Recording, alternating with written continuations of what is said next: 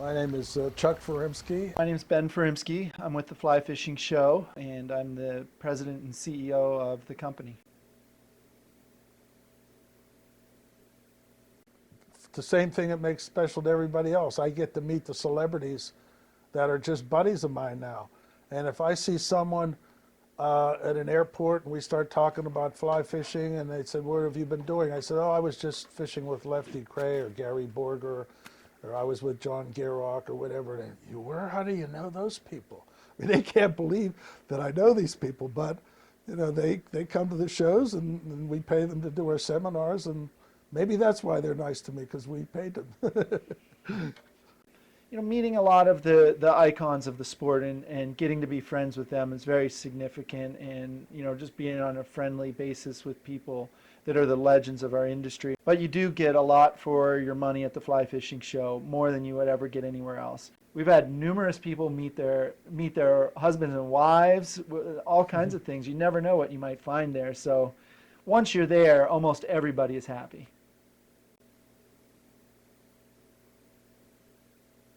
Well, I always had a meeting on Sunday morning before the show opened to talk to all my exhibitors that attended the show.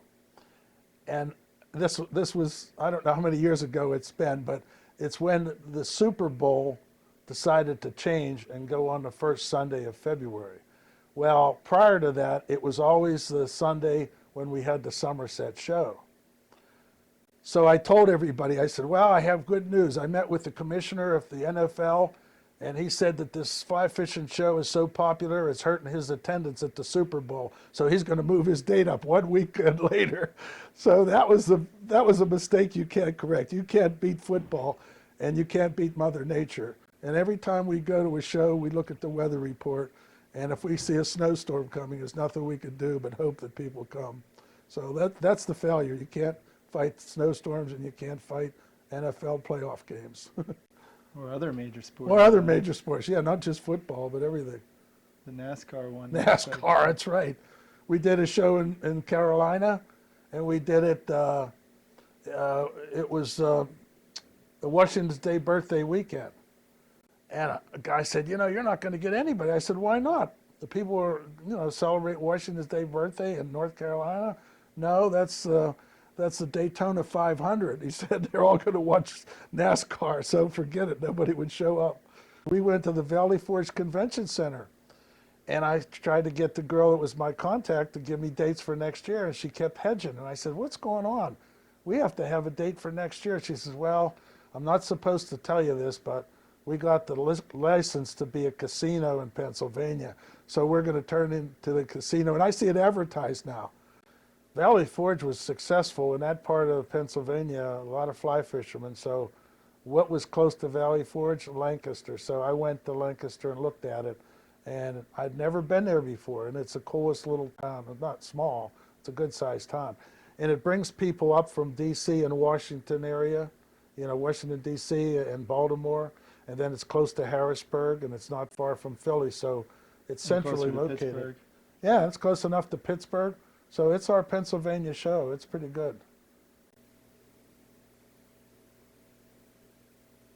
We don't cut any corners. We have professional decorators. We have convention centers and AV people. We have everything top shelf. So it costs money. So we have to do it when people are available to come and buy a ticket. And that pays for everything. So, it's tough to go to other places. It's hard because we're busy like 7 weekends out of 9 weekends, and sometimes we need a break to regroup in between shows. But we would love to do shows in other parts of the country, but we've tried shows that weren't as successful. So we try to go, when you fish a stream and there's 10 holes, and 2 of the holes you catch most of your fish, the next time you come back to the stream, which holes do you go to? The same 2 holes. So you want to go where the business is. You might have a problem that you're trying to solve, and by solving the problem, you come up with an idea. For example, we were looking to draw more young people into the show. And one way that we did that is by incorporating a film festival Friday night.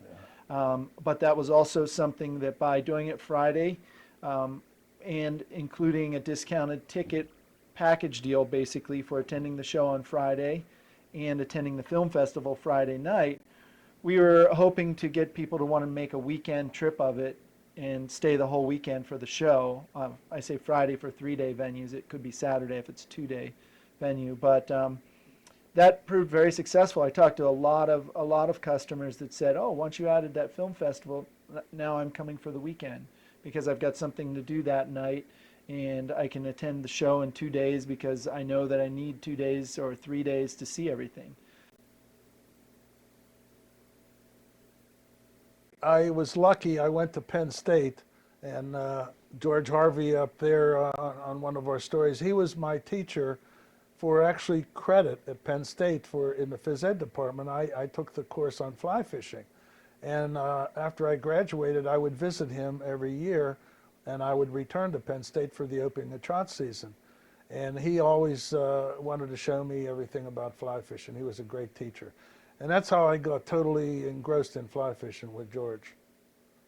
There's lots of people that have their heroes, but it's broader because rather than having one person that writes a fly fishing column for 10 major newspapers, there's 100 people that write in the local blogs and for their local websites.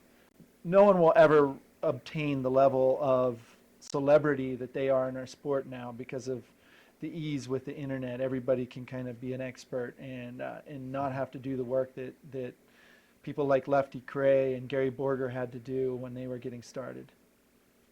You know, after 15, 20 years of doing something over and over again, you get a little burned out. But in fly fishing, every time I go fishing, I find a new trick and a new fly and a new place to fish. It just never ends. I always learn something. So it keeps me excited. And the other thing, they don't realize that I am the world's greatest fly tyer and fly fisherman. They think I'm just a businessman. I always say that because I stood in front of John Gearlock one time. He was signing books and he had his head down, and I walked up and he had, "What's your name?" And he didn't, I said, "Could you please sign my book to the greatest fly fisherman and fly tyer I ever met?" And he looked up at me and went, "Who the heck is this guy?"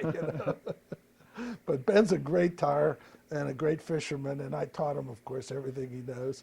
But I have to admit, he's I've almost improved on all better. of it. He's almost better than me. Almost. He's real close.